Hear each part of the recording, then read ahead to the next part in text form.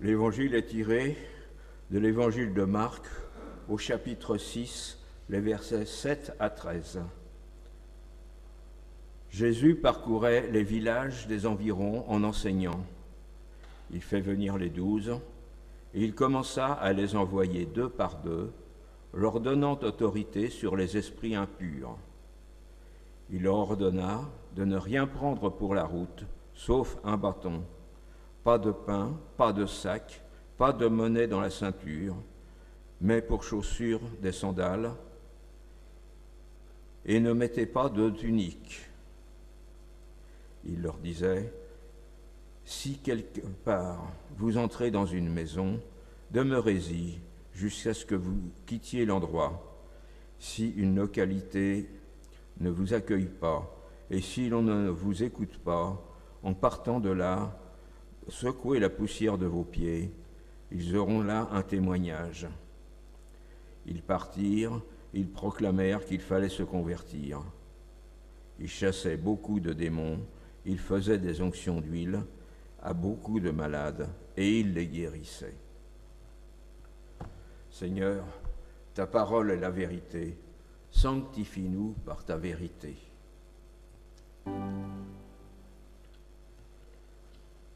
Asseyons-nous. Seigneur, tu as envoyé tes apôtres devant toi pour commencer à annoncer ta parole. Aujourd'hui encore, c'est à travers des paroles humaines que tu nous la transmets. Envoie ton esprit sur notre assemblée afin qu'il ouvre nos oreilles pour la recevoir, notre cœur pour l'accueillir, notre bouche pour la retransmettre. Amen.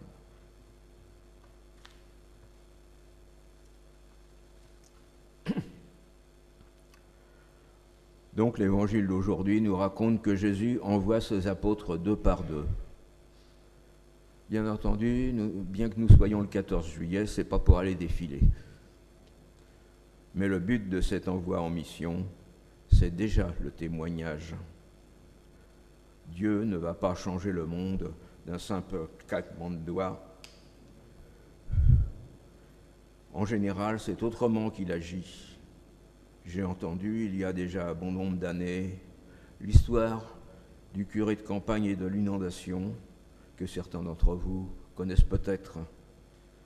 Certaines catastrophes naturelles l'ont récemment remise d'actualité.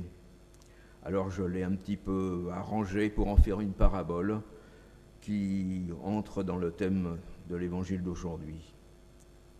Bien entendu, on pourrait très bien remplacer le curé par un pasteur. Surtout qu'au Béarn, où il y a eu effectivement des inondations, il y a aussi des pasteurs.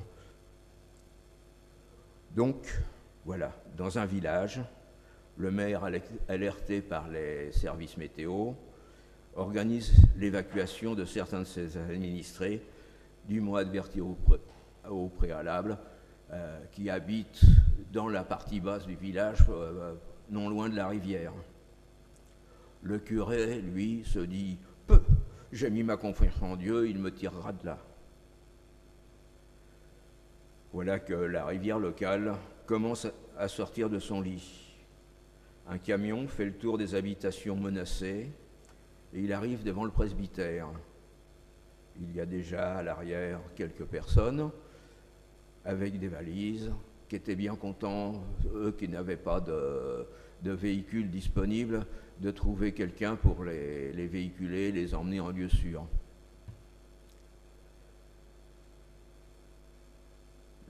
Donc le conducteur arrête son véhicule, l'homme qui l'accompagne constate que le curé est encore là et l'invite à monter dans le camion, bien sûr. Mais l'homme a beau insister, le curé refuse. Il répète, je suis sûr que Dieu me sauvera.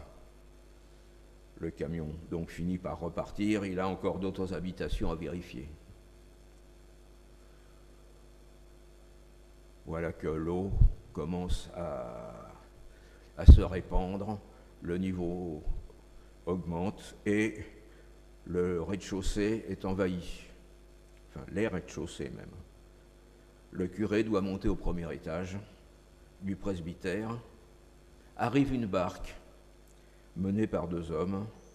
Il y a là déjà une vieille dame avec son chat. Elle s'était refusée à partir sans son chat, et les 2 bateliers ont réussi à récupérer l'animal dans l'arbre où il s'était réfugié. Du coup, la vieille dame a accepté, et maintenant, c'est le tour du curé. Alors, tandis que l'un rame pour immobiliser la barque, l'autre se met à frapper au carreau. Le curé ouvre et il invite: Monsieur le curé, venez, il y a des orages en amont, la crue est violente, ça peut encore monter, tout le monde est regroupé dans le haut du village, venez. Mais de nouveau, le curé refuse. J'ai mis ma confiance en Dieu, il me sauvera. Alors la barque repart. Comme annoncé, l'eau monte toujours. Le premier étage est inondé à son tour. Le curé en vient à se réfugier sur le toit. Arrive un hélicoptère. Le pilote le maintient en vol stationnaire au-dessus du toit, tandis que son compagnon dévie d'une échelle de corde et lui crie: Monsieur le curé, montez et accrochez-vous à l'échelle, nous allons vous déposer au sec. Non, je reste, répond celui-ci, Dieu me sauvera. L'homme insiste, le curé aussi. Finalement, l'hélicoptère s'éloigne. Et voilà que la crue, particulièrement violente, finit par emporter le toit du presbytère et le curé avec. En arrivant devant Dieu, celui-ci récrimine: Seigneur, j'avais mis toute ma confiance en toi, et tu n'as rien fait pour me sauver. Comment ça, j'ai rien fait pour te sauver, répond Dieu. Je t'ai envoyé un camion, une barque et un hélicoptère. Ça ne te suffit pas? Quelle leçon, au pluriel, pouvons-nous tirer de cette histoire? D'abord, il ne faut pas confondre foi et orgueil. Ce n'est pas à nous de dire à Dieu ce qu'il doit faire, comment il doit agir. D'ailleurs, il sait mieux que nous ce qui est bon pour nous. Et puis, notre Dieu est écolo. Il ne gaspille pas l'énergie. Pourquoi utiliser des moyens extraordinaires quand les moyens ordinaires suffisent, surtout si en plus ils servent pour d'autres, comme la vieille dame et son chat? Dans la Bible, les miracles sont souvent appelés des signes. Ils sont réservés à des cas très particuliers où Dieu a quelque chose d'important à nous faire savoir. Ensuite, quand on aime, cela implique de respecter celui ou celle qu'on aime. Dieu nous respecte, il nous veut libres, il ne veut pas nous forcer. Réciproquement, si nous aimons Dieu comme il nous le demande, nous devons le respecter, lui faire confiance, y compris dans le choix des moyens. Et quand il claque des doigts, décidément j'y arrive pas aujourd'hui, il nous faut savoir que ces doigts, c'est le plus souvent nous les humains. Et dans cette histoire, comme dans l'évangile d'aujourd'hui, il utilise 2 doigts à la fois. On ne peut pas faire claquer qu'un seul doigt. C'est probablement l'une des raisons qui font que Jésus envoie ses apôtres 2 par 2, comme le pouce et le majeur, tiens ça y est, ça marche maintenant, dans le claquement de doigts, comme les 2 hommes dans le camion, la barque ou l'hélicoptère, ils se complètent. La Bible y fait allusion dès le livre de la Genèse. Vous savez bien, au chapitre 1, verset 27, Dieu créa l'homme à son image, à l'image de Dieu il le créa, mâle et femelle il les créa. Et puis au chapitre 2, verset 18, Dieu dit: il n'est pas bon que l'homme soit seul, je veux lui faire une aide qui lui soit accordée. C'est d'ailleurs pour une raison analogue que le Conseil presbytéral, lorsqu'il a décidé d'ouvrir notre Église en semaine, a d'abord souhaité qu'il y ait au moins 2 personnes pour assurer chaque permanence. Et puis l'expérience a bientôt révélé qu'il était encore préférable d'en prévoir au moins 3 dans la mesure du possible.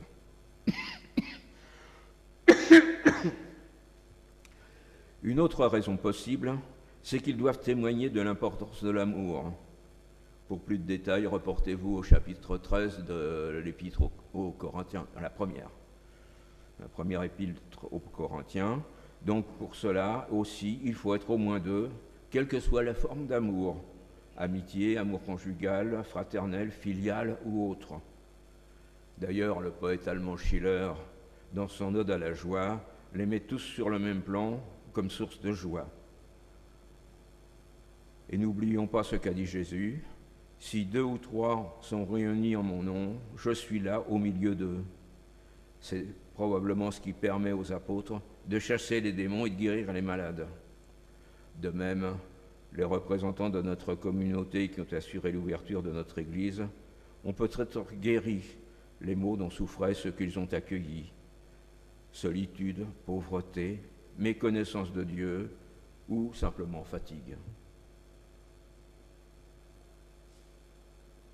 Donc, par notre baptême, nous sommes devenus les doigts de Dieu et comme les apôtres, nous sommes envoyés en mission.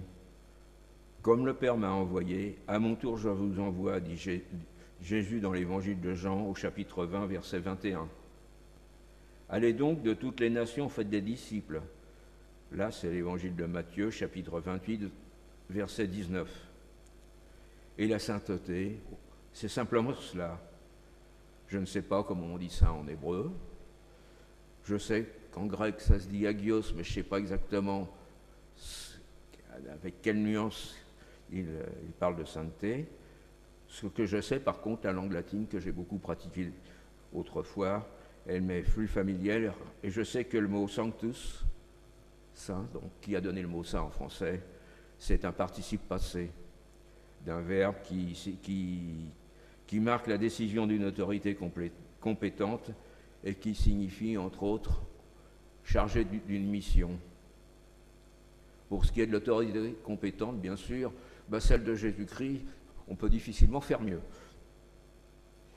Et donc, ainsi, par exemple, Saint Marc, le patron de notre Église, il est saint pour avoir reçu et bien sûr accompli la mission d'écrire un évangile, plus que pour avoir été canonisé par l'Église. Et Marie, la mère de Jésus, est sainte non pas pour avoir été protégée du péché dès avant sa naissance, comme selon le dogme de nos frères catholiques, mais tout simplement pour avoir reçu par l'intermédiaire de l'ange Gabriel la mission de donner chair au Fils de Dieu et d'avoir accepté cette mission. Je suis la servante du Seigneur, que tout se passe pour moi selon ce que tu m'as dit, répond-elle à l'ange. Il n'est pas interdit de croire au dogme comme catholique, mais il n'est qu'une conséquence, un effet rétroactif en quelque sorte de cette acceptation. Avant elle, combien de jeunes filles de Galilée ou d'ailleurs ont-elles été consultées et ont rejeté la proposition? On peut se poser la question, mais à vrai dire, a-t-elle un sens?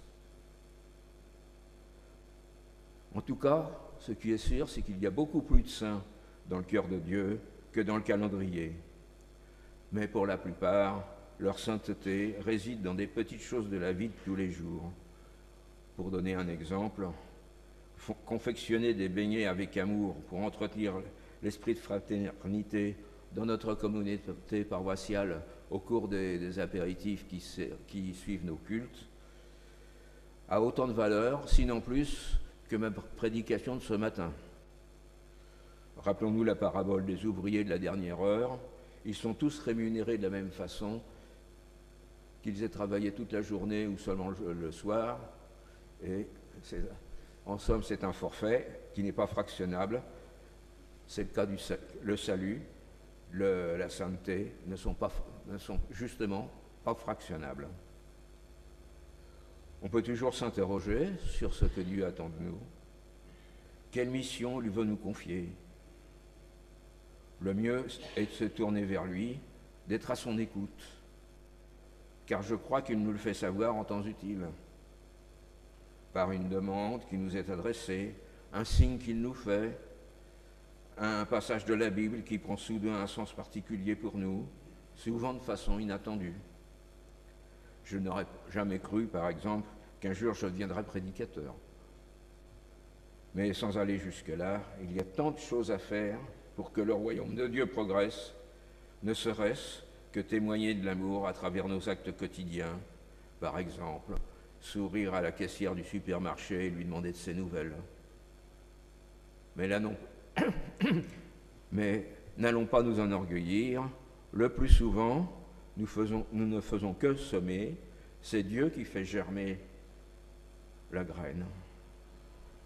Et quand une idée nous vient, il faut aussi tenir compte d'éventuels signes négatifs qui peuvent nous être adressés pour nous dire, par exemple, c'est une bonne idée, mais ce n'est pas le bon moment. Je parle en connaissance de cause. En résumé, Dieu nous envoie sans cesse en mission pour lui servir de doigt, pour faire connaître au monde son amour et lui faire savoir qu'il lui demande de vivre lui aussi dans l'amour. Alors, faisons confiance au Père et acceptons cette mission. Nous pourrons lui dire avec sincérité tout à l'heure que ta volonté soit faite sur la terre, comme elle l'est déjà au ciel, bien sûr. Amen.